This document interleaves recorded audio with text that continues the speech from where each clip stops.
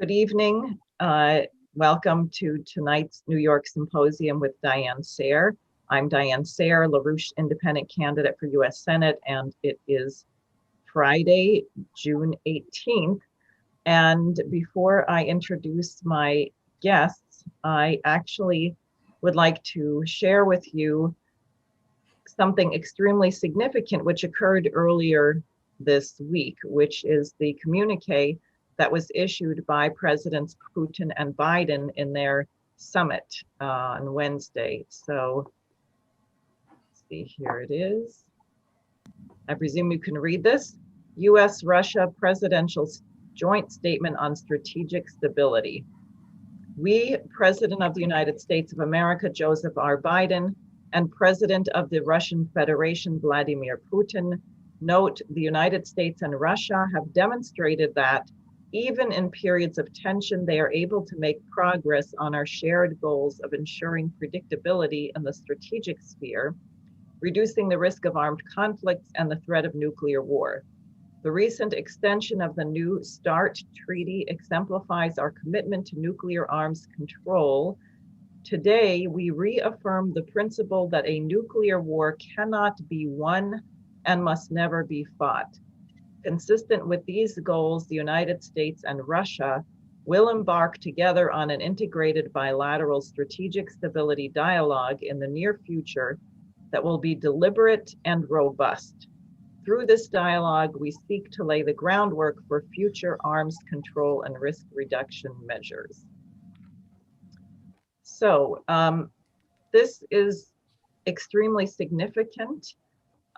Also, for people who are old enough to remember the phrase, we affirm that a nuclear war cannot be won and must never be fought, is the exact same wording used by Presidents Ronald Reagan and Mikhail Gorbachev when they met in Geneva, the same city, in 1985.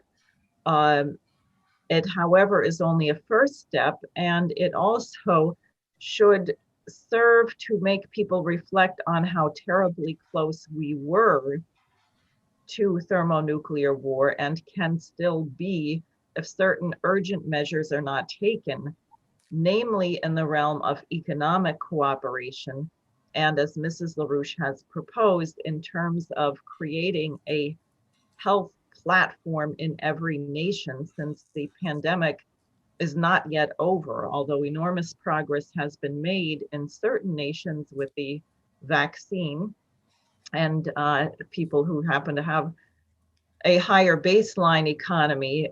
President Trump's statement about when he arrived, the cupboard was bare, was the most accurate thing he said about the COVID pandemic. That is absolutely true. Our infrastructure, our healthcare system was in a complete shambles at the beginning of this pandemic. So, but in many countries it's worse. The Biden administration, until recently, had been hoarding vaccines and holding them here and not sending them to any other countries, even though we were not using them. That is supposed to change, but that's not really enough. We have to ensure, I think everybody knows, if you want to prevent a virus from becoming a pandemic, then there are certain things like clean drinking water, electricity, good nutrition. There are certain basic economic factors which must be present. And that is the area where you need international cooperation. Now, I have been discussing in my recent presentation something, and I'm going to show it briefly. And I know that Richard Freeman also is going to be using this chart, which is LaRouche's triple curve function. But I just think this is something to quote someone who was saying it for the wrong reasons.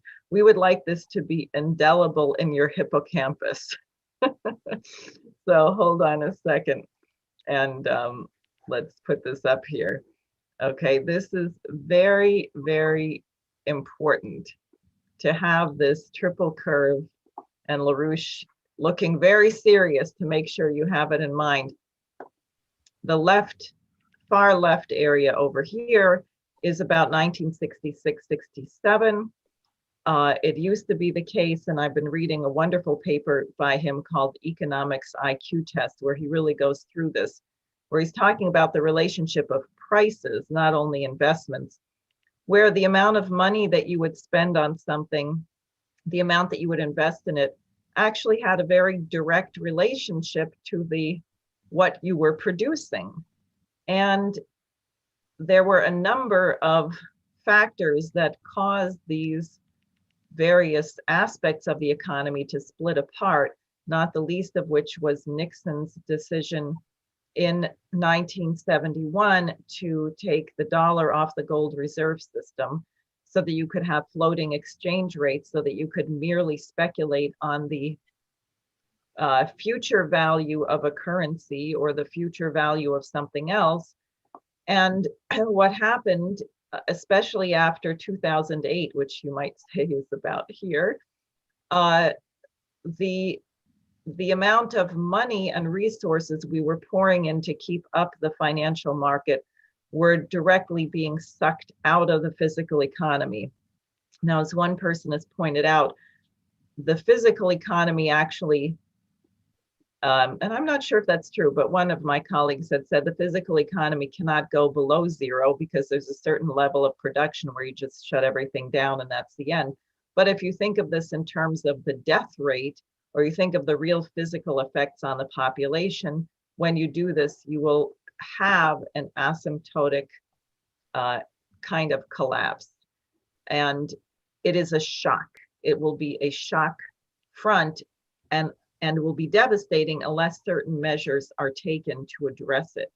Now, I just am going to show, by way of beginning our discussion tonight, I'm going to show a short section of a video which was prepared, and we have permission to use it, by a school guidance counselor in the town of Messina, which had lost their GM plant, and then they've been moving to shut down the Alcoa plant, which I believe went from 4,500 employees down to 450 or something. It's still there. But I want you to consider, when you hear this, the effects of shutting down production, which are not necessarily in production per se, but what happens to your society. And you can reflect on what's happened to us in the last year and a half, in particular with the pandemic affecting everything, not only our social relations, but also our supply chains, etc., and what that means.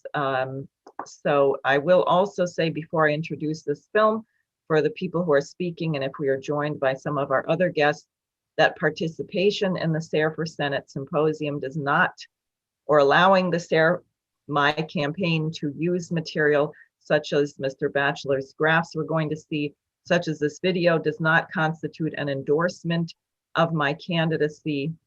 And as I've said before, I may or may not agree with all of the views that are expressed here, but the point is, we're in a society where we don't even have freedom of expression, and there's great terror about disagreements. So I think it's very important that we have this discussion. So hold on here, and I will show you this video.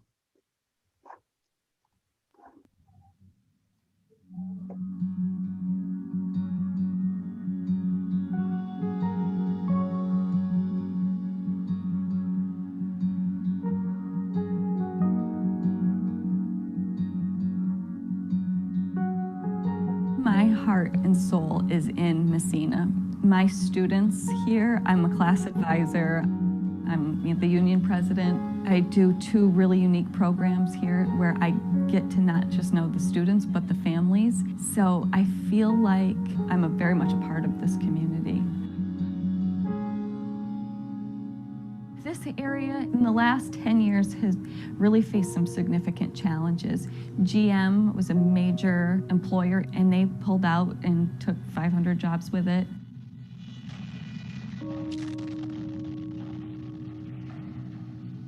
That was a really big turning point in this community.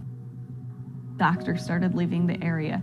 There are for sale signs everywhere. It's really tough. Consequently, we have quite a high poverty rate. That's caused a pretty significant problem at school. Our free and reduced price lunch is 82%, but we feed and clothe and Christmas shop and really take care of our community here at the school. Another huge challenge is the mental illness piece. I think that goes hand in hand with poverty. In the guidance office, we have had a number of students go inpatient last year, whereas before it was 5 or 6 a year. Last year was over 45. And another major drug bust to tell you about tonight. A dozen people arrested for dealing drugs from heroin to cocaine. Another challenge is high drug activity. We had a big prescription drug problem, but because prescription drugs are so expensive, heroin has really become a major problem in our community. Sheriff estimates 85 to 90% of the inmates in the county jail are either there for drugs or crimes related to drugs. So when this situation with Alcoa came up just a few weeks ago, it was like a 1-2 punch to the gut. Local 22 News. Alcoa says it will close its smelting facility in Messina in the North Country. Its cuts, the company says, it will make them more competitive. People were watching the evening news, having dinner with their families, and they just saw the news crawl, and it said 487 positions to be laid off at Alcoa plant in Messina, New York. It really was devastating.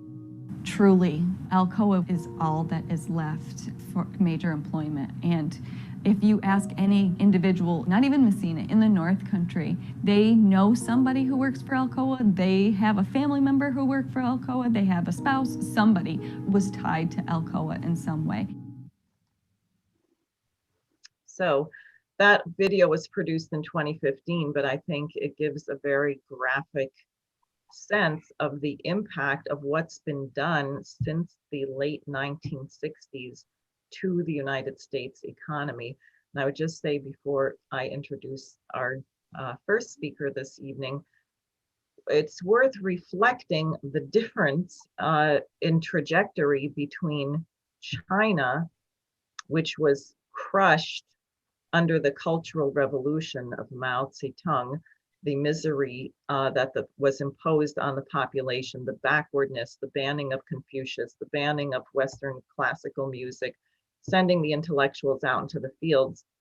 The end of that era, the conscious decision of Deng Xiaoping and others to reverse systematically what occurred in that time, to study Western science, to revive Confucianism, and transform the standard of living of that nation, where today China has lifted 850 million people out of extreme poverty. In the United States, we, on the other hand, had an extremely high standard of living in the 1960s, and through a series of operations run from the City of London, the British Empire, and treasonous networks in the US that are sympathetic to that British liberal free trade drug running approach, we took down the very parts of our economy that had made us great.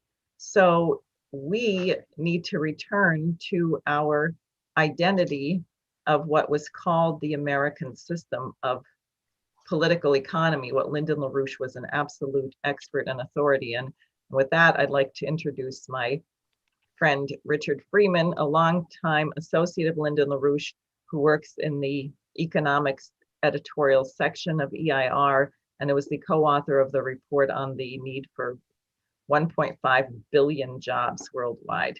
So go ahead, Richard. Thanks, Diane, and good evening. I would like to pick up where Diane, what she referenced, which was if we could have the slide of the LaRouche triple curve.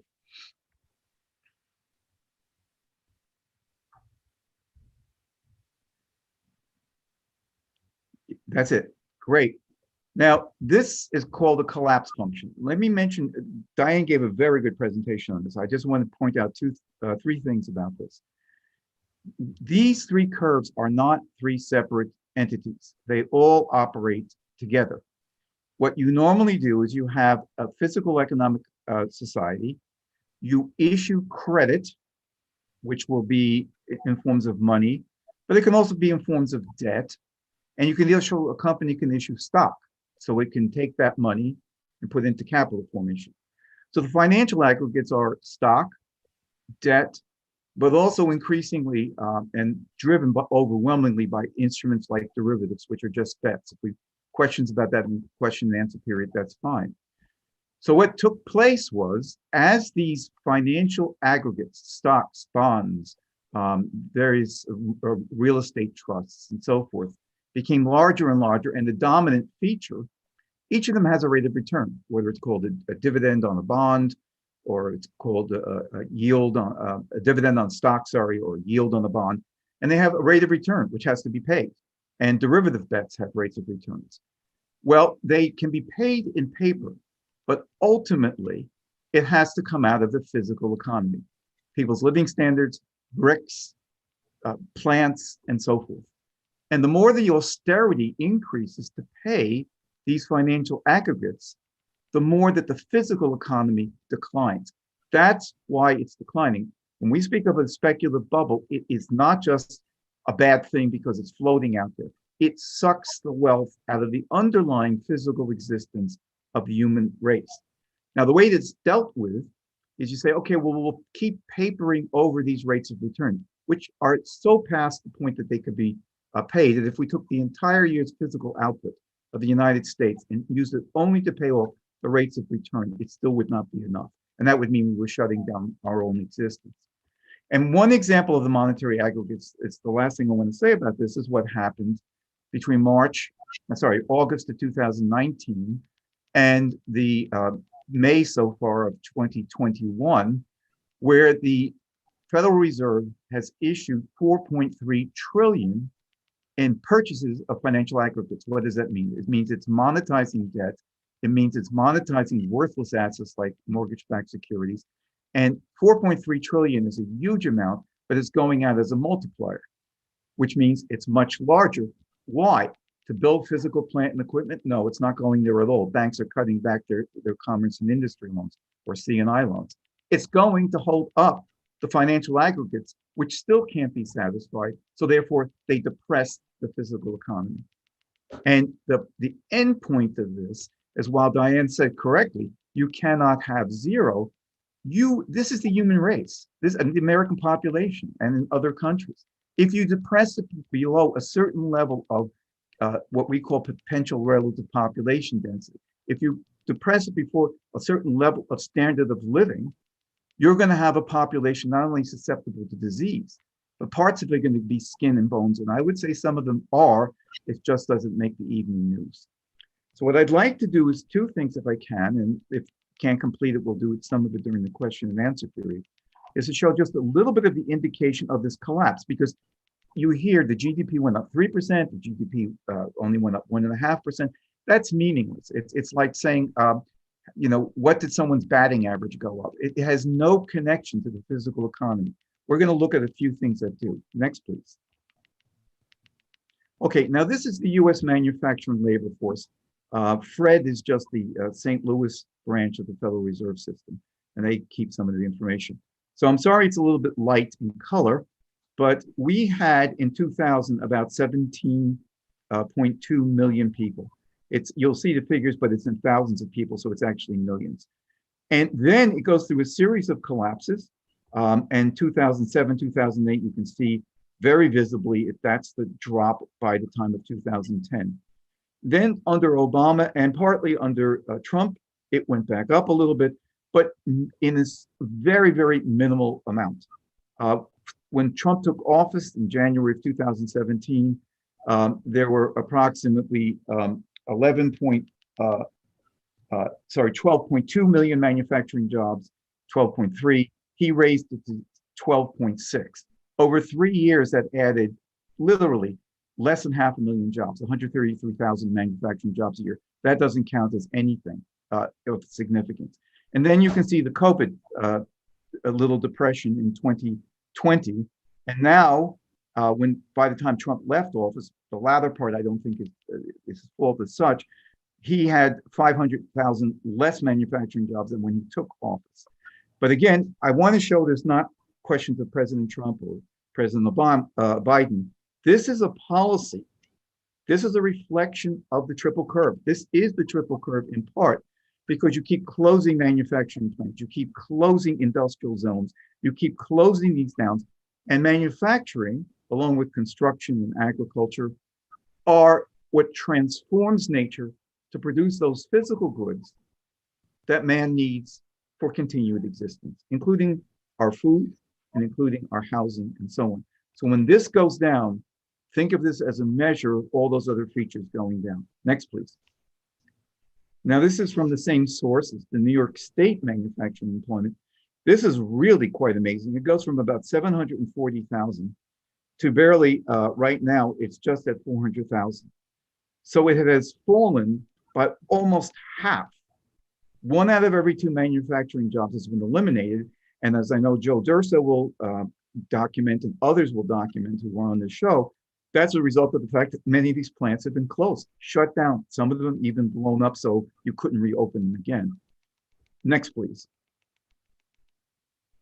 Okay, let's jump ahead to two slides. I just want to introduce something because the next one, please, kind of, and then the next one after that. Now, this is a picture of New York State, and the reason I'm putting it here is that for people who are in Buffalo and Rochester, they know where they are. But for people in Manhattan and elsewhere who are very welcome and absolutely crucial to the campaign, if you say New York State, they don't really physically know where some of these places are.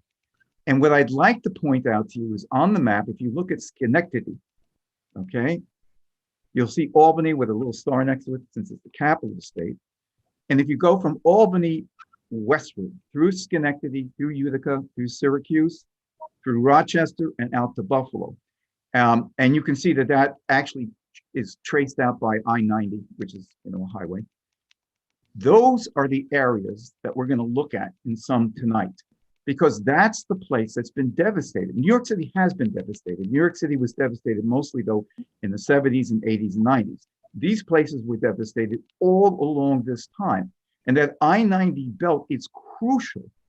It had steel plants, aluminum plants, Curtiss Wright, it had aircraft manufacturing. Just for people who watched the video that Diane showed, if you look all the way up at the top where it says Canada, you'll see Messina. That's where Messina is. That's just called the North by various people who live there.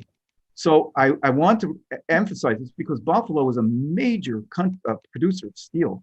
Rochester, Kodak, Schenectady, General Electric. These are places that are critical to the country, and they've been torn down. Then let's go back to number 3, please, Kynan. Okay, now there's 2 graphics, and I want to say that this comes from Robert Batchelor, and he wanted us to cite his article, which I'm very happy to do. It's quite a good article. It's called The Decline of Manufacturing in New York and the Rust Belt. And it shows 2 things. The first, which is the heaviest color, I know they're kind of light, so it may not be differentiated as much as you would like. This compares the drop in manufacturing employment since 1970 in Illinois, Indiana, Massachusetts, Michigan, Ohio, and Pennsylvania, and New York. Guess which one is New York? It's the darkest one in the bottom, and it has fallen the steepest. The rate of decline here, and I mentioned the decline since 2002 was almost 45 to 48%. This is almost 70% since 1970 through 2014. That's thanks to Mr. Batchelor. That just tells you what is going on. This was an operation to burn to the ground. I shouldn't say burn, but it's a scorched earth policy. Next, please. And this is cities. New York City is the deepest fall, if you can read them. And it had over 1 million manufacturing people, many small textiles, various plants. It had a lot of machine tool shops of 5 to 50 people, very, very important. But you'll see that the acceleration of the others increased. You'll see Rochester, Syracuse, Buffalo. Now this sets the basis to, again, manufacturing employment is that which produces all those physical goods in agriculture, in industry, and elsewhere that we need for human reproduction. Wipe that out, And you could replace this with 10 million service jobs. And service jobs have a value, and people who serve in service jobs obviously have a value. But they're not the same thing. And many service jobs or other jobs have zero value. We don't need, the largest employment in the United States is called FIRE, finance, insurance, and real estate. That's the largest employer in the United States. We need maybe 1/20th of that level of employment. But this is an indication of part of the collapse, which you may not be seeing, but this is what's important. This is why Diane's running. And in fact, Trump had a whiff of that because he mentioned this as one of his earliest speeches. He said, go through the western part of New York State, go into Ohio, go into Pennsylvania. You'll see what the problem is. Okay, next, please. Okay, what I'd like to then is to say something about the market basket of the economy. And this comes from a presentation, an article that Lyndon LaRouche issued in the August 4th, 2000 issue of the EIR. It's called On a Basket of Hard Commodities, Trade Without Currency. This is also the backbone conception of his book, So You Wish to Learn All About Economics. And if you contact Sayer for Senate and you say, I'd like to get one of either of those two, I'm sure arrangements will be made so you can. The economy is not just the dispersed number of things. It's not just jobs, jobs, jobs. It's an interconnected process. I want to just give a couple of the features, and it's very, very important. And one of the ways of approaching this, which Lyndon LaRouche has come back to time and time again, is he said there's three market baskets: a household consumption market basket, an industrial market basket, and an infrastructure market basket. Now, what does that mean? Well, think of a market basket. You walk into a store and you put apples in here, and you put, some fish and some bread. But this is different, but it's a market basket, and it's composed of different elements. What is necessary to provide for the existence of families? Well, you can pay them $10 an hour, but you are cheating the market basket. They require not only housing, electricity, water services, means of transportation that work, but they require also the cultural features, such as music lessons, other features, which enriches the labor force cognitively so that it can become the next phase of development. As the economy raises its scientific and technological level, they must raise their scientific and technological level, from everything to being engineers, skilled workmen, machine tool people, to being the next astronauts and so forth. This is inviolable. And when this gets depressed by either inflation or higher levels of fees or other things that cut it back, then we are not producing the next generation of our future United States. And I want to say something about this because it can't be measured in wages. Wages is useful. You have to have a rising wage level. Second, it is not one thing. It's a process of things. And you can't say, but it has an objective quality. As much as it's subjective, people who raise the family, and the family is like the delta of economic action, it's indivisible. You can't go below that, must continuously produce a labor force of higher and higher and higher quality, which is measured by the goods, which Mr. LaRouche called V, at least for the productive force. And the quantity and quality of those goods must increase while their percent of total production decreases. And that's a very interesting paradox. I will leave you with that for the moment. The second is the industrial market basket, capital intensive, power intensive manufacturing industry. That must have greater power, which means greater energy flux density. It must have greater efficiency, greater output for the same input of energy. It must have more and more capital working in the factory relative to labor, but there must be more and more factories, so that's not a matter of displacing labor as such. This market basket, and this consumes things. It's like they went into a supermarket. Oh, give me the steel I need to put in my market basket. Oh, give me the electricity I need for my market basket. Oh, I need some cobalt. Oh, I need some coking coal. I need these various things. They're consumed, and you can measure it. Each of these three market baskets you can measure. Now, the last market basket, and what we have to think about is the interaction of these market baskets. In other words, I'm trying to say to you, don't have a defined word called economy, undefined. Think of different processes which make claims on that economy, which give order to the economy, which expand it. The last one is water supply, hospital supply, every single type of soft infrastructure like education, medical, to the hard infrastructure like building causeways, while building dams, and various other things of that sort. River diversion systems, water management, high-speed rail, all of that is the infrastructure market basket. Now, this gets cheated the most. And we saw this over the last 18 months. We did not meet the market basket of hospitals. In fact, we were shutting them down for the past 22 years. What happened? You had a surge of a disease, which we didn't know a lot about, but we were learning. And there was no place to even put patients. There was no place to quarantine them. Doctors were working ridiculous shifts. The oxygen supplies were not there. The various other things were not there. You pay if you don't have a market basket like that. How much have we paid? 600,000 lives. Is that all to do with the hospitals? No, but a very significant amount and some not such good policy because we disregarded Marusha's warning about this. These interface. You take the skilled workers from the household consumption market baskets, they go into the industrial market baskets as skilled operatives. But to make those plants work, you need electricity, you need power, and so forth. Replace whatever idea you had of economy by these three market baskets, which are organizable. And you get a sense of why we must meet all of those in order for the economy to grow, and why the looting coming from the upper level of the upper curve, the financial aggregates, are wiping each one of these out. And what happened with hospitals, people just said it's too expensive to maintain them. We'll just send people to clinics, among other things. Last thing, please. Now, what I'd like to do is say something now about what we can do, because I've given you the situation. It is dire. Just look at those manufacturing labor force figures and you'll see it.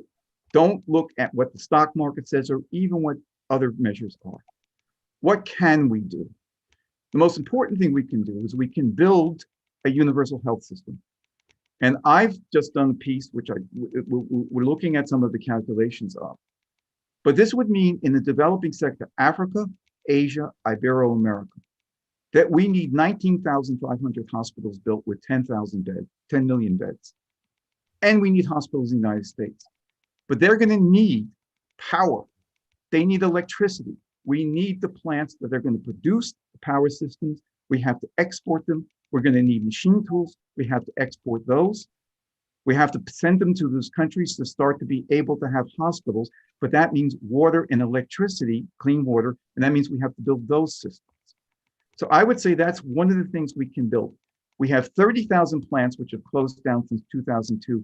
We can open up all 30,000. I hope some of the people on the show give further indications of some of those plants to myself or others. I'll pass them on to our economic task force, so we could discuss how some of those could be reconverted and opened up. A second is to build a high-speed rail system of 42,000 miles, which connects every city in the United States of major size, 92 major cities. A third thing is to start to build our North American Water Power Alliance, which will bring fresh water from Canada, and we won't have droughts and we won't have wildfires which get out of control. I'm just listing them very briefly. The fourth thing we should do is build clean coal, which is very, very good. We should stop shutting down our stuff to give in to these environmental eco-fascists. And we should build nuclear plants. We should build in this country a couple of thousand. Worldwide, we have calculated we need 25,000 such plants in the next 15 to 20 years. We should build fusion power and move forward on that with funding of 100 to 200 billion, which will actually get this operation moving. So we take these reconverted plants, we use the raising skill levels, and we go from that first chart, which I showed you, which had about 12.4, 12.5 million manufacturing workers, as we would look at it, to almost 36 million, a tripling. We increase our productive workers overall, not just manufacturing, but all the others, up to 90 million. That's a revolution in our workforce. Last picture, please. And what's the very, very first one we have to cover? Nope, next one. So the very first. Yes. Now we covered this in a report called The LaRouche Plan to Reopen the US Economy. The world needs 1.5 billion new productive jobs. And some of the things I have said are in there in detail. We're going to be doing expansive work on this. But let's go back to the triple curve. Okay, that bottom curve should be going upward with time. The financial aggregates curve should be almost disappearing. The monetary aggregates, except for useful financing through bonds by corporations, the monetary aggregate curves should come way down, and its increase should be connected to the physical economic curve. So what Lyndon LaRouche is proposing and what the Diane Sayer campaign represents is a revolution in the entire productive relations of the economy. We've looked at the bottom curve. If we correct those three market baskets with the types of programs we've outlined and have the cognitive powers of labor be the driving force here and worldwide through a four-power New Bretton Woods Agreement, that is a solution. It cannot be individually done here or there. It has to be done as a national and an international policy.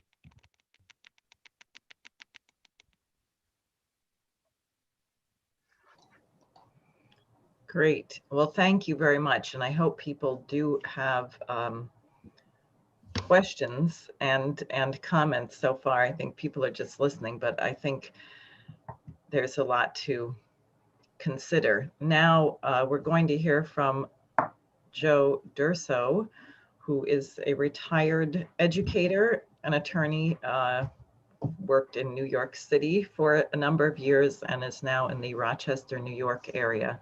Joe, are you there? Yes. Can you hear me? Yep. Okay, good.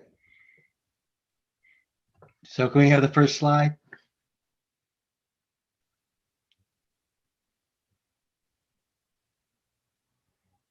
Okay, this graph is the same that Richie showed, which documents the decline of manufacturing in every city in the state, including New York City, which, as he mentioned, at one time had over 1 million manufacturing workers, more than any other city in the country. I'm going to try to touch on as many of these as I can in this brief presentation. Next slide, please. Okay, this is to give one a sense of what you will see in much of the urban landscape of upstate New York. As Diane said, I lived and worked in New York City for nearly 35 years. And when I decided to retire, I wanted to remain close to the city. So I embarked on a trip up the Hudson, hoping to find a suitable place to settle down.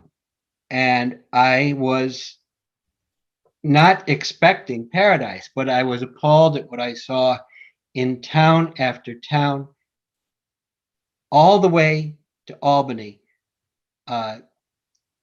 Burned out factories, empty warehouses, and it was every place. It was Kingston, it was Poughkeepsie, it was everywhere in between. Once you get outside of the immediate New York City area, Westchester and all of that, this is what you begin to see.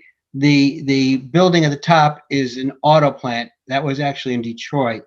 But the picture below it, that's from Syracuse. Next slide. And accompanying all of these burned out factories are burned out downtowns. And that was really depressed is not the word. You go into what were formerly thriving areas of culture and business, and you see empty storefronts, boarded up buildings, and it's not simply the buildings that are depressed, it's on the faces of the people who are there. Every one of these cities does have suburbs where you see shopping malls and that kind of thing, newer things, but the core, the city's core, are almost always depressed and shells of what they used to be. And it deprives the residents of the region of a place to meet, to have culture, to discuss ideas. They're just not suitable. And this is what you see. Next slide, please. This is a graph. Again, this came from Mr. Batchelor, and this it shows the rise and fall of the cities in upstate New York, and the arrow is at 1960, and you see that between 1950 and 1960, the population peaked, largely as they were all growing, but all got some kind of a boost during the war, where tremendous numbers of workers were employed, and immediately layoffs began. And in some cases, they moved out of the state. In some cases, people simply went to the suburbs. So between 1970 and the present day, many of the cities in New York are perhaps 50% or even less of what they were in 1960. Next. Okay, I'm going to talk about Buffalo, because there you see a picture of downtown Buffalo, because as Richie said, it was an economic powerhouse. At the time, after the war, it was the 15th largest city in the United States, had well over 500,000 people, but its manufacturing was amazing. It was the third largest steel producer, the second largest rail center, the largest flour milling center in the country. And I'll get to the other industries in the next slide or two. Next, please. Okay. For people who have not had the opportunity to see a real steel plant, you live in New York City, you might never have seen these. It's hard to describe the immense size of these factories. At the top, you see that's the Bell Aircraft plant, which produced the famous planes used for the Flying Tigers. 40,000 workers. Next to it, you see Curtiss-Wright, that aircraft company, which produced 15,000 airplanes, which were used primarily by the Soviet Army as ground attack aircraft, but they also produced America's first jet, and the X-1, which was flown by Chuck Yeager to be the first airplane to break the sound barrier. 35,000 workers. And the lower left is the Bethlehem Steel Complex, which at its peak was the largest steel plant in the world. It had close to 25,000 workers. And to the right of it is the Republic Steel Plant, which had another 10,000 workers. So these are the scope of the enterprises. None of those exist today. Not one of these. We're talking about in excess of 100,000 workers here. And any of these plants exist. Next slide. So what happened? I describe it as economic vandalism. Back Bethlehem Steel went through a number of downshifts and finally cited the fact that the taxes in New York were too high, along with the pollution, water pollution, and air pollution controls, and they just pulled out. And in 1982, the last of the 22,000 workers were let go. The Curtis Wright plant in the bottom left, Curtis Wright began laying off people as soon as the war was over. They moved some of their operations to Texas. They are gone, citing the inhospitable atmosphere for business in New York State. In the upper right, I put the windmills. This is almost like just the final insult. Those wind turbines that you see are built on the grounds of what was once the Republic Steel Plant. Next slide. And what has accompanied every single one of these factory shutdowns has been the deterioration of the cities. Here you see a street in Buffalo, but this could be anywhere. This could be in Rochester. This could be in Troy, in Schenectady, in Syracuse. You see this kind of abandonment. Buffalo has gone from the 15th largest city to the 90th largest. It's lost more than half of its population, now down to 250,000 from nearly 600,000. The poverty rate is nearly 30%. It lags only behind Detroit and Cleveland as the poorest city in the country. It has an extremely high rate of unoccupied homes, 10,000 abandoned homes in the city.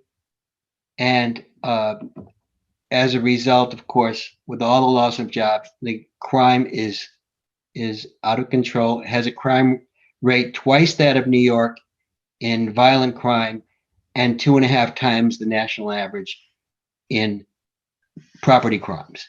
But like I said, this is Buffalo, but that's not to say the whole city looks like that, but you can find these areas in every upstate city. Next, please. All right, and I put this in because often it's cited that the population was due to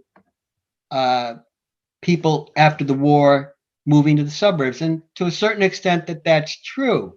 However, the move to the suburbs was really not only facilitated, but almost mandated by the construction of a number of ugly highway systems through our cities, through Buffalo, through Rochester's, which destroyed once beautiful neighborhoods. Here you see what was called the Kensington Parkway, cutting through, as the governor then said, what was a beautiful part of the Olmsted design, through an area that had been designed by Frederick Law Olmsted, who of course designed Central Park and Brooklyn's Prospect Park. And while to some extent people did move to the suburbs, if you look at the actual numbers, Buffalo has lost 320,000 people since 1960, but the adjoining county has only gained 20,000. So where are the other 300,000? Next slide, please.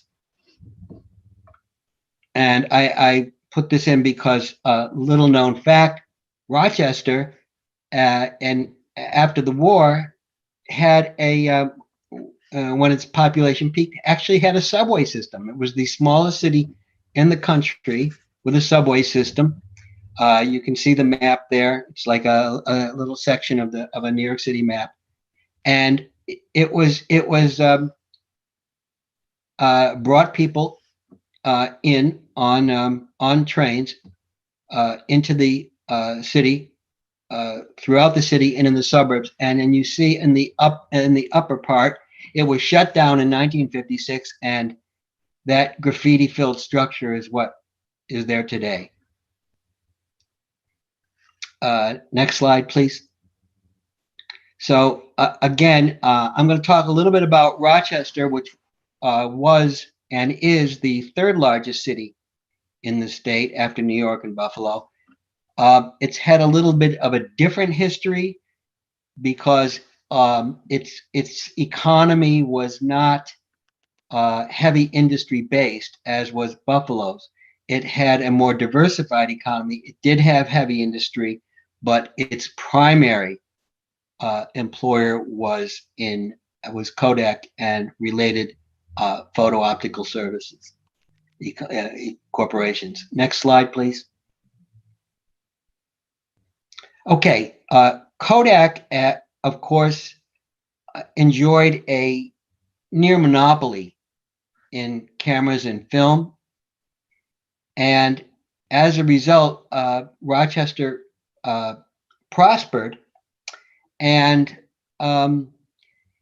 by 1970, there were still 150,000 manufacturing workers in the city of Rochester. Kodak itself had between 60 and 80,000 employees. We'll see what happened to that. Next slide, please. Okay. It's almost gone. Today, the headquarters, which you see as the tall building in the bottom right, is what's left. 1,600 employees out of those 60 to 80,000. And this had nothing to do with China. Kodak made some incredible blunders, which caused its decline, as you see there on the graph, from the number of employees. Kodak had a thriving film industry, but in 1975, the Kodak engineers invented the digital camera. Now, Kodak always, like IBM, had a lot of money into R&D. They had a large engineering and scientific department. They were not adverse to spending money on R&D. Kodak came up with the digital camera in 1975, but they really didn't push it. They relied on their film business. And when Fuji came in, Kodak employees poo-pooed it. Oh, Americans will never buy a Japanese film. So as Fuji's market share went from 10 to 20, they sat on their invention. The word around town in Rochester was, if you had a job at Kodak, you had a job for life. You had it made. You had everything. You're going to have a high income. You're going to have a job. You had security. This was the mantra of Kodak employees and of IBM employees. That obviously turned out not to be true, as Kodak, despite having invented the digital camera, never pushed it. They never aggressively marketed it. They went from first to seventh in sales because they feared that it would jeopardize their film business, and that their film business was their bread and butter. So let's not push this digital camera. And we see what happened. In 2011, they filed for Chapter 11 bankruptcy, and the president laid off 27,000 employees. And they attempted to come out of bankruptcy by selling their patents. The engineers, they had over 1,100 patents of things they had produced. And they ended up selling them for 1/5 of what they thought they would get. Google, all the companies, Fuji even, bought them up for nothing. Next slide, please. So this is what you see. This is in Rochester. You get this in, as I said, whole parts of the city look like war zones as a result of the shutdown of the manufacturing centers. Next slide. I think this bears pointing out, not only is the poverty rate high, Rochester is about the same as Buffalo, but the child poverty rate is usually double that of the overall rate, among the highest in the country. And the numbers in extreme poverty are generally 50%. Here we see there are 850,000 children in New York State who live in poverty, half of them living in extreme poverty, higher than the national average. This is not Mississippi or Alabama. This is New York State. Next. I just needed to, how has the government responded? Well, here's one of them. Replace the brownfields, which is what they call these massive industrial complexes, with green industries. We have in the bottom left, you see the Tesla solar panel factory. This was came about from $750 million grant from the state of New York. And it was supposed to create 500 jobs. And that was the requirement for the loan. And so far it has created 188. So in one of the a city known for its snow and cold weather, we're building this solar panel plant. Okay, that is now under government investigation. I included this. This is a picture of part of the IBM complex in Binghamton, which you really don't see. Half of it is underground because it was built during the Cold War. And what's being pushed now is a lithium-ion battery plant, because this is what supposedly is going to be powering the electric cars of the new Green Deal. They're hoping to employ 150 people there. I put on the bottom, you see the number of people coming out of that same complex. You can see it exceeds 150 by just a bit. Next slide. Again, what for both Rochester, Buffalo, and pretty much every city upstate, as Richie said, the idea is that we're going to have these service jobs replace the manufacturing. Well, we've lost over in the last 50 years 1.3 million manufacturing jobs in the United States.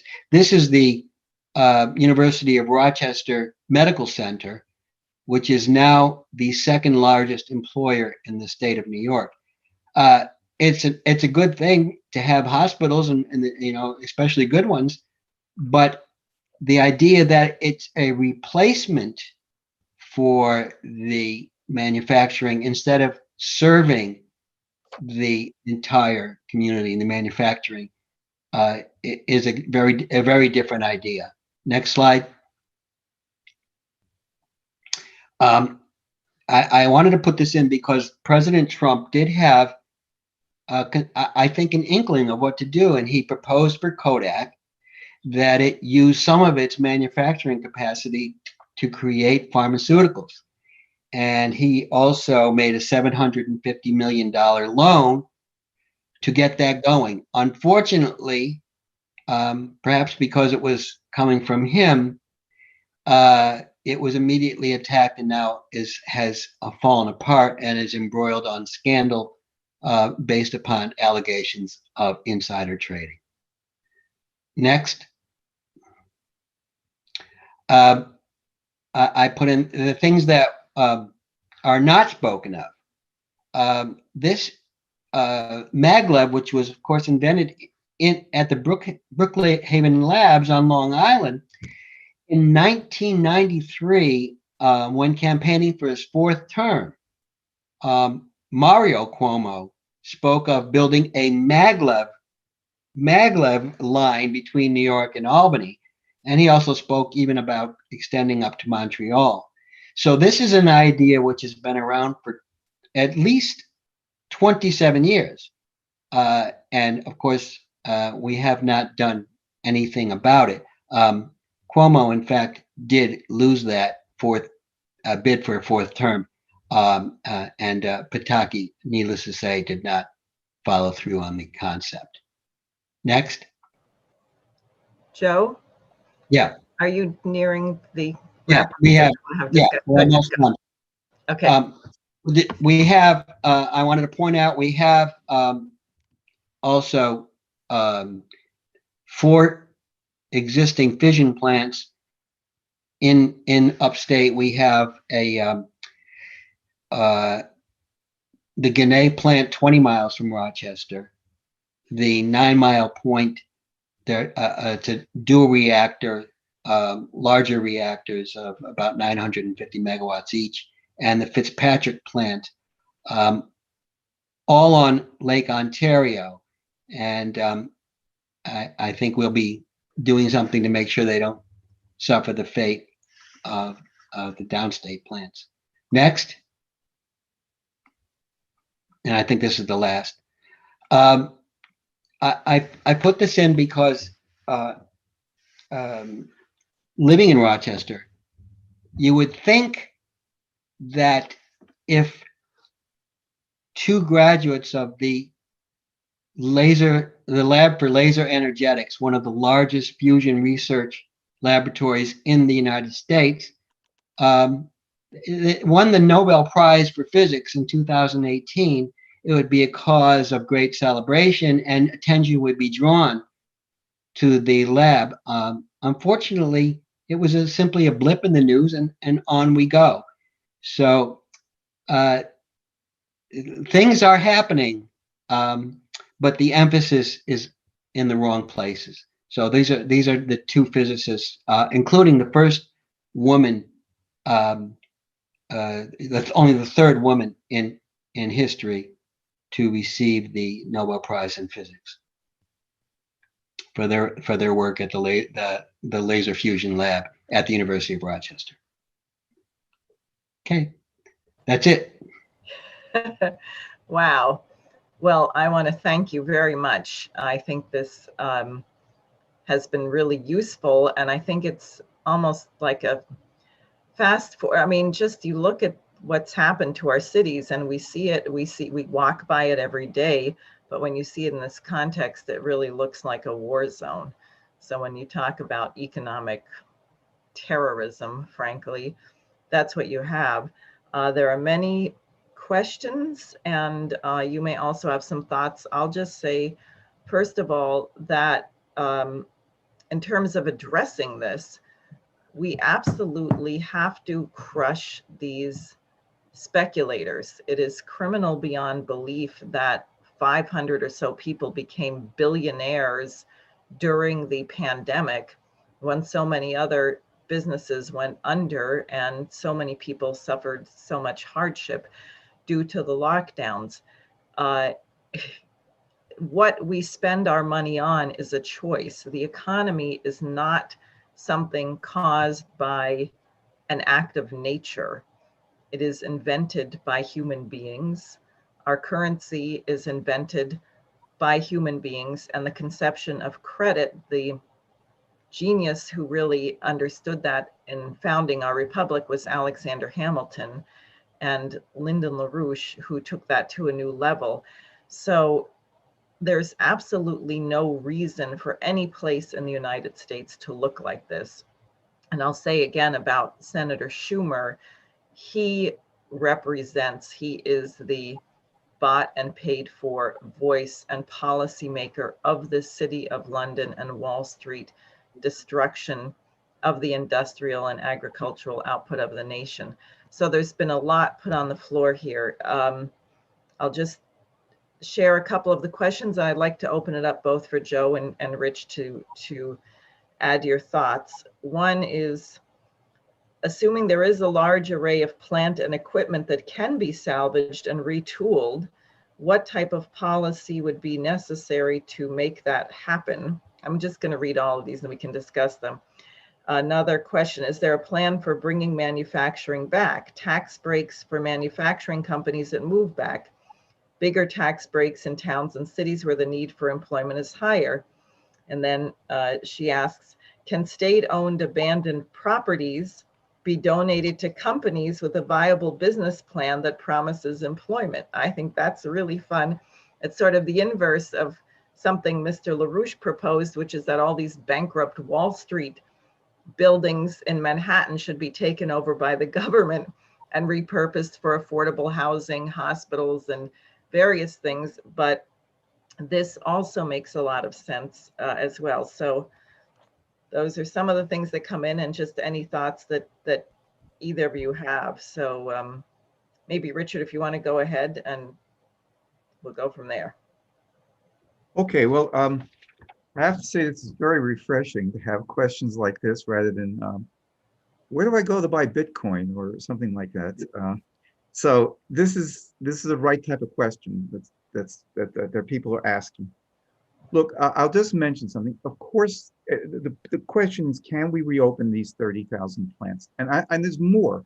I know we have trade unionists who are working with us in Genesee County and elsewhere who probably have a very detailed map. You sit down with a worker, you start asking them questions. They don't just tell you, well, it's this, that. They can actually tell you where in the plant this works, what they can convert, and so forth. So some plants have been blown up. Some plants have had, as Joe showed, ignominiously large windmills put on top of them. But many of them exist. You'd have to go in with a team of engineers, a team of design people as well, some machine tool people and some company execs, and assess it. You can take out old plant and equipment. You can take out machine tools. A plant is an organized ordering principle for machine tools, which can do everything. You've seen robots, but they can drill, they can edge, they can extrude, they can be used like lathes. Some of them are fantastic. If you look at some of them, they can do things today with electricity that would have taken 1,000 to 2,000 workers, say, and this is part of the progress of mankind, would have taken them hours, maybe years to do, and some of them they couldn't even do because of the complexity. You take out the old plant and equipment, and you put in the new ones after you've decided with various people what you want to build. Now, how can that be done? I'll just mention one very simple example of this. We lived through this, and Joe showed many pictures of World War II. We had an economy which was largely civilian, and the Reconstruction Finance Corporation, which had been set up originally by Hoover to bail out the banks and some railroad bonds, was converted by Roosevelt as his national bank, as his Hamiltonian National Bank, and he used it that way. So they issued a tremendous amount of credit, $33 billion from 1933 through 45. But during World War II, they created something called the Defense Plant Corporation. And they spent $9.6 billion to $11 billion. It's hard to know. Those figures may seem small, but relative to GDP, they are huge amounts to what they were then. And they just reconverted. The last auto plants produced cars, I believe, in 1941, February, stopped, retooled, and they were producing everything you can imagine. And what Roosevelt had done is taken everyone to a factory, well, his people, and showed them all the parts needed for World War II. Could you build it? Could we build, as Joe correctly pointed out, Brookhaven Lab was where maglev was developed. And it's a very, very sad story, because what happened is the Japanese contacted Brookhaven and said, can we use some of your patents? And if we had been building from the 60s and 70s and 80s, which we had the capability to do, it would have been built in the United States. Brookhaven was completely hamstrung. They didn't have the money. They did not have the support of government, which you need for credit. So they sold them the patents. And the Japanese have credited the United States. It's not like the Japanese have denied this. Could we do that with maglev today? Could we do that by building 1,500, or say 1,000 to 1,500 fission plants? That's what we need. Could we do that with, well, that and clean coal? And I just want to say one thing about clean coal, because people have a complete misconception about coal. Not only are they able to eliminate 83% of nitrous oxides, I've written just something on this, I hope it comes out, and they've eliminated 98% of sulfur dioxide and so forth from coal. But clean coal is based on exploiting basically paradoxes, anomalies. For example, supercritical coal takes you up to taking the plant. There's a phase, you know, liquid, gas, and solid. There's a phase where it becomes that there's no distinction between liquid and gas, and it has its own interesting qualities. They're using that. So the answer to the first question is that's what we should do. LaRouche issued a policy in 2007 on the recovery. We have issued that in the paper I mentioned at the very outset. And can the state play a role? I'm going to let Diane and Joe take that question. But the answer to that, I think, the person who formulated the question, I think, already knows the answer. And if we did what Diane said, and a house divided cannot stand. We cannot reform the monetary system. We have to put the old one into bankruptcy. Great. Joe, if you want to respond to those, and also I have to say, drawing on your background as a teacher, the thing that leaps out to me immediately is, where do we get the workforce? We have so destroyed our educational system. And now I keep going back to the discussion we had on the symposium a few weeks ago, where our Chinese American guest made the point. He said, you know, Schumer's pushing this Compete with China Act, and he wants to legalize pot for the whole entire country.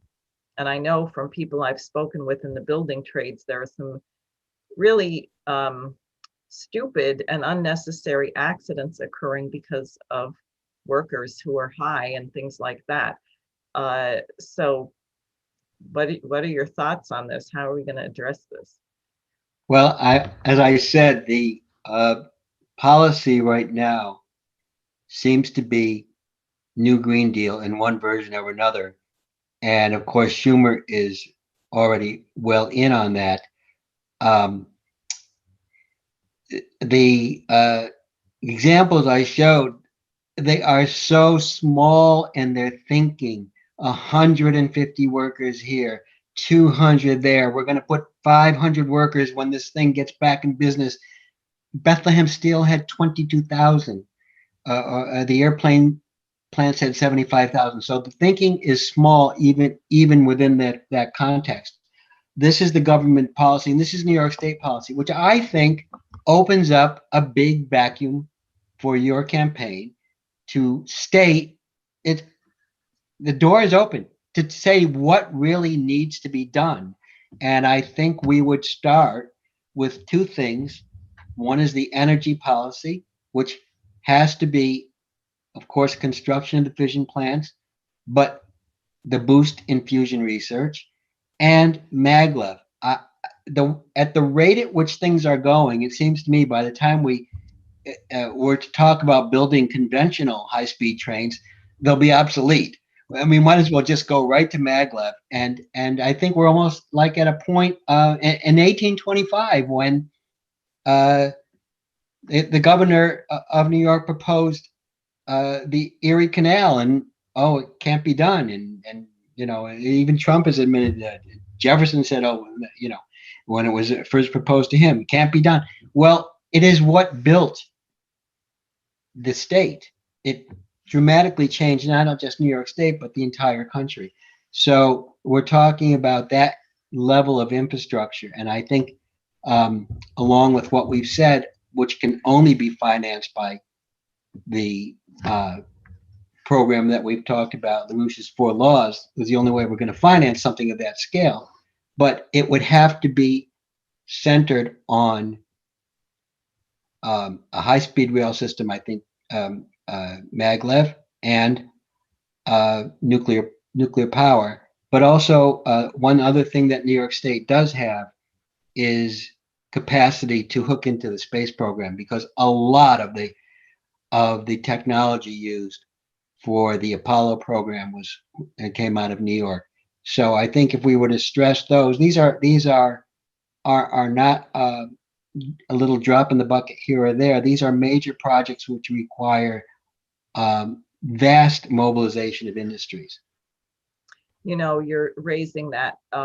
Also, I think people may not like this idea, but I don't think we could actually build our nation at the pace required without working with China. I think we have, I mean, everyone I talk to who runs a machine tool shop, or I was talking with a friend who's runs a foreign car auto, repair shop. And he said the machinists I know say, I don't have anyone in my shop who can do what I do. When I die, it's over. So I think there has to be a cultural shift where people want to do these things because the nation has a mission and a direction. But I don't think we can wait until, it takes however many years and apprenticeship programs and so on for people to be skilled. I think we're going to have to operate on several levels at once, where you have some people coming in. We may need a lot of highly skilled people to come in here and start building the things that require the high skills, and then have a whole bunch of young people who come in on a lower level, less skilled, who learn as they go, sort of what FDR did with the CCC. And then we have, I don't know, I think last I checked, it was 2.7 million Americans who have been sent to these horrible regime change wars in Iraq, Syria, etc. Almost 3 million veterans since 2001. Many of them may have some skills, and many of them certainly have some knowledge of certain discipline and rigor, who could also be put to work. I mean, I think we would have to take this like a crash program. I don't think we even have, from what I understand, there's very few places in the world right now that can even build a nuclear reactor containment vessel. So I don't know, what do you guys think about this? Well, two things on that, Diane. One is that you need a very, very large forge. And there was actually work in the 50s to set up a forging corporation, which would be a division of the US government, to build such a large forge. We never did it. We should. We need two types of things: small modular reactors, but we also need the 1,000 to 1,400 megawatt plants, and we should build it. Just put the money aside and so forth. I mean, look, we spent $6 trillion in the last 18 months. Now, it was very helpful to help people who were really in desperate shape. Part of it was not for that, and part of it was literally to put money into hands of people so they could spend it, the citizens, so they could then get goods moving, so they could hold up the corporate debt market. This was part of the plan of BlackRock at the August 2019 Jackson Hole meeting. That's what they said. We'll have a central bank dictatorship. We'll take financing out of the hands of the government.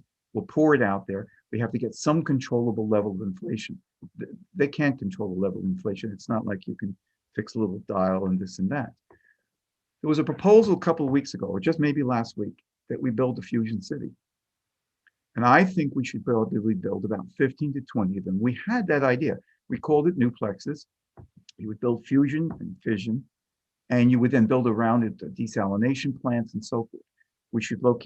We can pick out places in the United States. Now, what would you do with a fusion city? It would be a science city. And I think that would start to address what you're raising, Diane, which is you set up either universities, or take what Joe just showed us about the University of Rochester and their laser lab. You expand it. You move some people into those cities so that part of the population, this was what Novosibirsk is about. I mean, they built a city, and many Chinese cities. Look at the Chinese cities. They built universities along with the cities. This was city building is not just throwing up a couple of structures and fixing a pothole. You have to have a conception of how it fits into the region and how it fits into the nation and how it fits into the world. So you build these fusion cities, 15 fusion cities, where they put real serious work and put the resources for these fusion scientists. And Paul Gallagher and Joel DeJohn wrote an article recently showing that we can explore also self-contained confinement regimes like were done by Dan Wells. There's all sorts of things. If we had taken $6 trillion and taken $3 trillion, we could have initiated 15 science cities. We couldn't have completed them, but they're self-feeding. They generate revenue, as Hamilton said. You build something, you have a taxable revenue. It can be afforded because you have companies that are paying. Kodak paid taxes. Curtis Wright paid taxes. And if we had taken that, and we can do it now, the point is, if we could spend $6 trillion, which was largely not to fight COVID, unfortunately, some did, and that was very important, take an equivalent amount, but I would say make it 50 to 100 trillion. It shocks people, but that's what Lyndon LaRouche was talking about in terms of magnitude. I don't know if he used that exact figure, he may have. Take 50 to 100 trillion. It's anti-inflationary. Identify the 5 projects I mentioned, like Moapa, Maglev, Joe and I are talking about other things. There are other parts of that thing. Build the space program. I mean, the Chinese just built a space station. We're trying to patch together and hold an old one. And we're now finally finding a way to get out there without the Russians putting us on their backside and carrying us up to the site. Now, I want to just counterpose one thing which really struck me from what Diane said and things we've written. Her opponent, and I know Diane's running for the human race, and that's very, very important, but her opponent wants to kill people through drugs.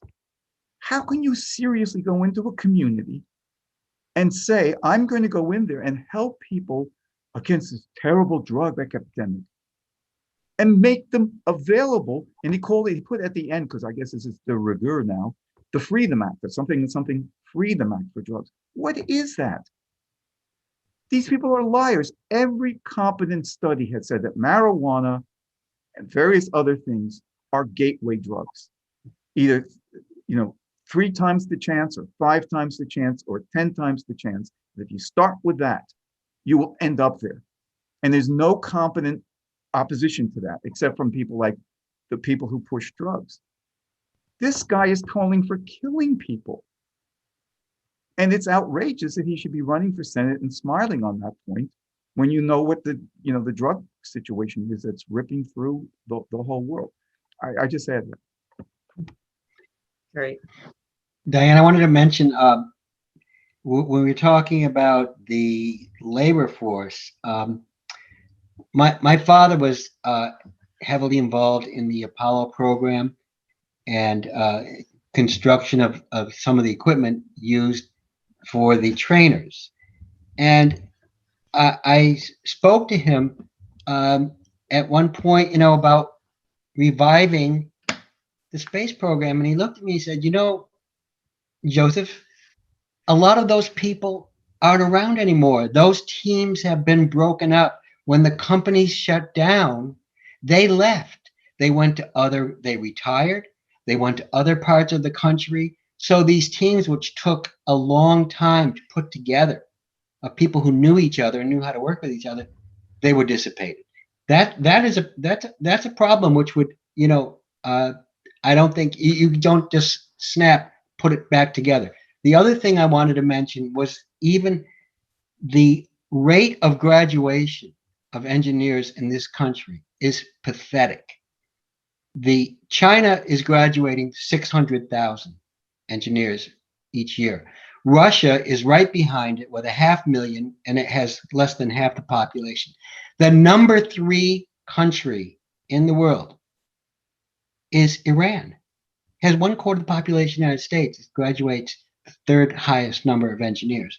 So, and if you take away, as some people, as Pompeo would send all the Chinese and foreign students home, you'd have like 1/3 less than that. I think we're graduating about 100,000. So the education is a big issue. It's not just the engineers. It's how do we get people to qualify and want to go into engineering? That begins at a much different level at a much younger age. And having taught, I can tell you that, I mean, it's not what you hear. It's not what you hear when you speak to the, teenagers in this country. If they're not trying to get into the NBA, they're going to become something glamorous. I'm going to become a lawyer or a doctor. Now Yes. people want to become YouTubers. I mean, yeah. it's terrible. But I think if the nation has the mission, I mean, it's interesting. Apparently, there's a lot of young people now who want to become nurses, doctors, scientists. I think the pandemic kind of had that effect where it seems very dramatic to go to war against the disease. And it sparked people's imagination. Now, unfortunately, thanks to Wall Street, it costs about $1 million to go to medical school, but we can change that when we put these guys through bankruptcy. So you're right. I mean, I know that I was very inspired as a child in Albuquerque, New Mexico, where I was when we went to the moon the last time in '72. And I think Harrison Schmitt was from New Mexico. So everybody in my class was absolutely riveted on this. I was 6 years old, and we knew the names of all the planets, the order of the planets in the solar system. We were designing, the thing we got in trouble for in second grade was designing rocket ships on the margins of our homework assignments. So having a mission where people see that the next generation is going to have a higher standard of living, and a higher standard of living transforms what people think.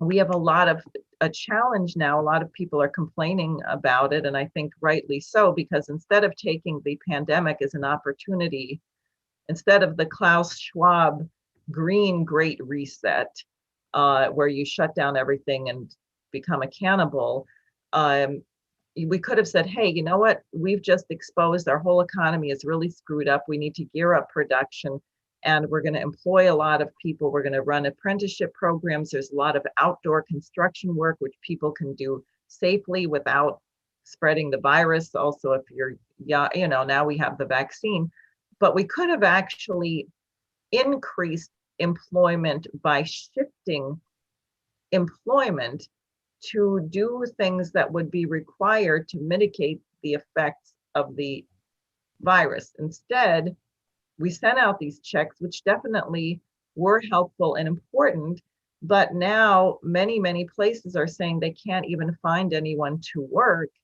because they're making more on unemployment and the bonuses than they would be making if they were working.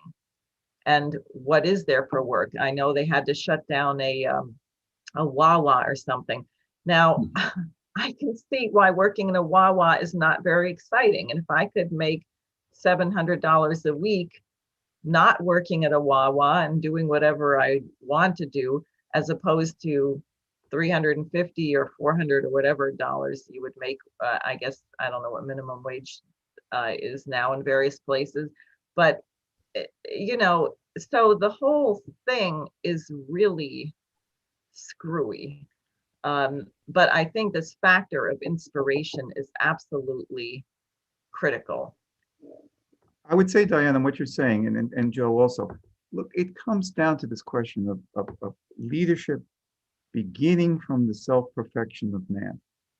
The Chinese and the Chinese had shortages too. I mean, it's not like they were building it, but they literally had people who were skilled, and they were sent to cut wheat in the fields.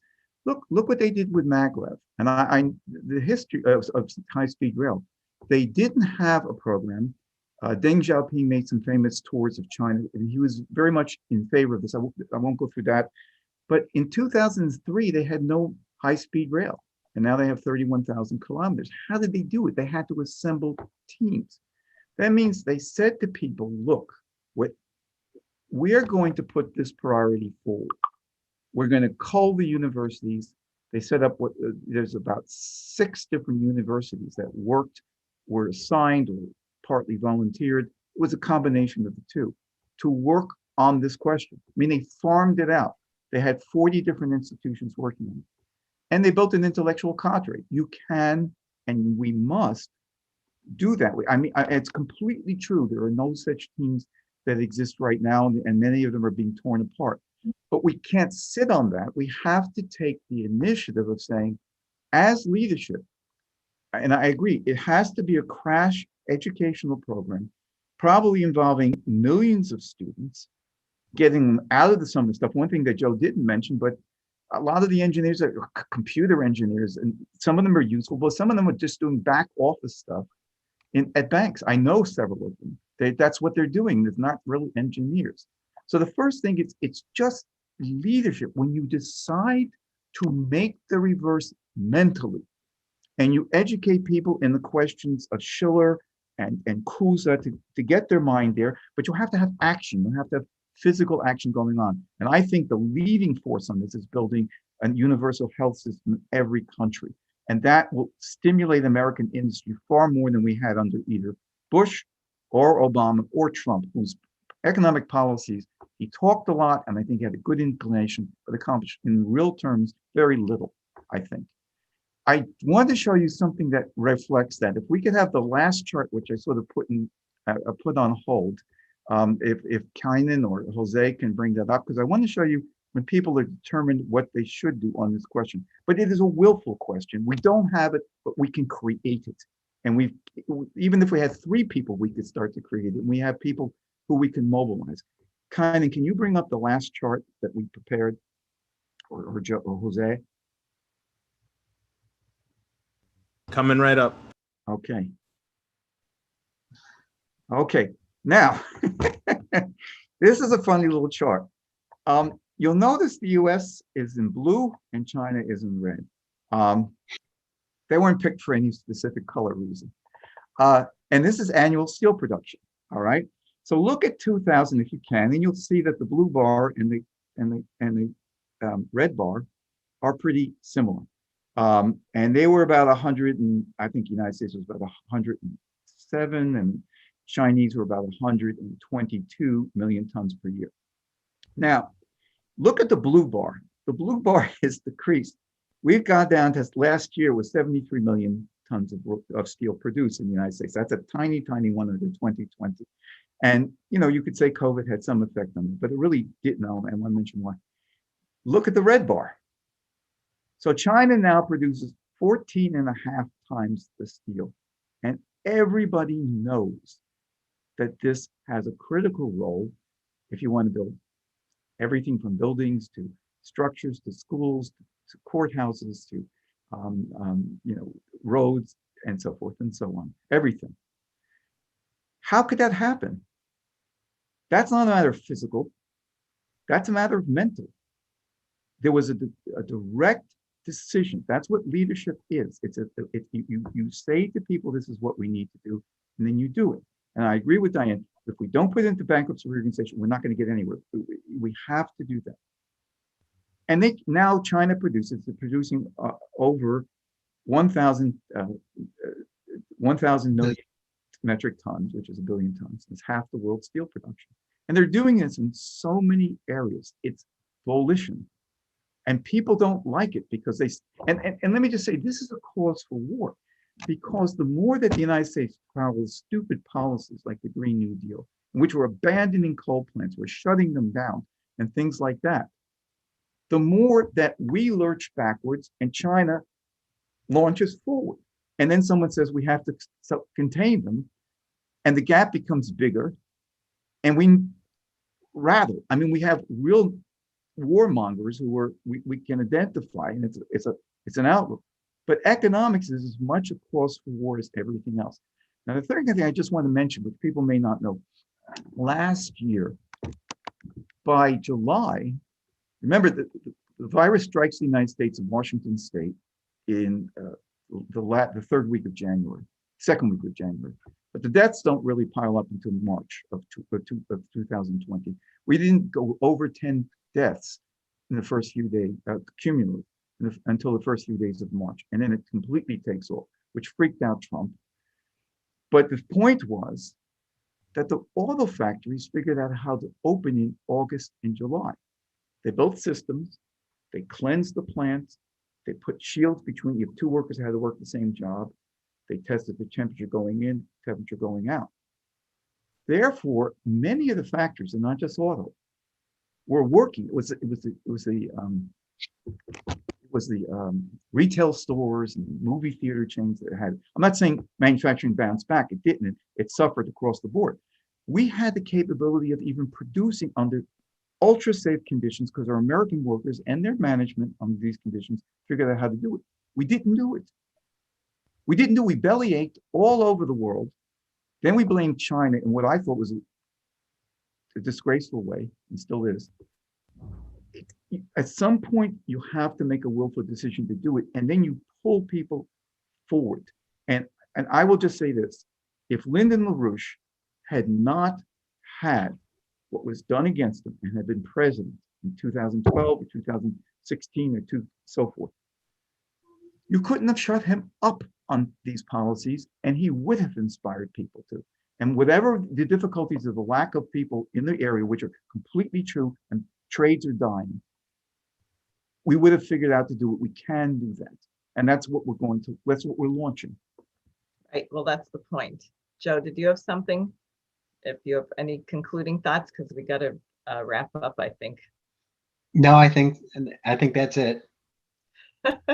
Well, thanks for your contribution. I mean, this has just been a really tremendous discussion. I think everybody should circulate it far and wide. Now, I just have to say, I'm about to share this because everybody, we are not going to have the SARE for Senate Symposium next Friday because on Saturday and Sunday, we have the Schiller Institute International Conference for the common good of all people, not rules benefiting the few. And you can see the panels on Saturday morning: whom the gods would destroy, war with Russia and China is worse than mad, the real science behind climate change, why the world needs 7 terawatts of energy. And then on Sunday, a whole panel on this hyperinflation and bankruptcy reorganization. And the afternoon, the coincidence of opposites, which is the program, both our work and also cultural work. I will be doing one presentation on that panel. Whoops, hold on a second here. There we go. So I just want to encourage everybody, go to schillerinstitute.com, register for the conference. Also, as I've said, hopefully immediately following the conference before the 4th of July, knock on wood, I'm working on this, we will have the second issue of the New Federalist out, and we need people all over the state of New York to distribute the newspaper because we're going to build a huge network here for these policies. So please sign up on sareforsenate.com if you can do that. So thank you very much, everyone, for joining us. Thank you for those very good questions from people watching. And I hope that all of you will see us at the conference.